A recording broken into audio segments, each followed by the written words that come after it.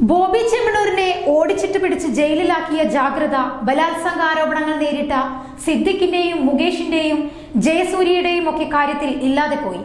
നടന്മാർക്കെതിരെ ഗുരുതര പരാതികൾ വന്നപ്പോൾ പോലീസ് എന്തു ചെയ്തു? ഹേമ കമ്മിറ്റി റിപ്പോർട്ടിലെ ആരോപണങ്ങളിൽ മെല്ലെപ്പോക്ക്. സ്ത്രീ സുരക്ഷയുടെ പേരിൽ പ്രതിച്ഛായ മെച്ചപ്പെടുത്തൽ മാത്രം മതിയോ? നിയമത്തിന്റെ വഴിക്ക് പോകുന്നതിന് പകരം അത് ചിലരുടെ മാത്രം പിന്നാലെ പോകുന്നു എന്ന പ്രതിഷേധാർഹമായ ആരോപണങ്ങൾ ശക്തമാവുന്നു. ലൈംഗികാധിക്ഷേപം നടത്തിയെന്ന നടിയുടെ പരാതിയിൽ ബോബി ചെമ്മണൂരിനെ ഓടിച്ചിട്ട് പിടികൂടി അറസ്റ്റ് ചെയ്യാൻ കാണിച്ച വ്യഗ്രത, മലയാള നടിമാരുടെ പീഡന പരാതിയിൽ വമ്പൻ സിനിമാ താരങ്ങൾക്കെതിരെ പോലീസും സർക്കാരും കാണിച്ചിട്ടില്ലെന്ന ആരോപണം ശക്തമാവുന്നു.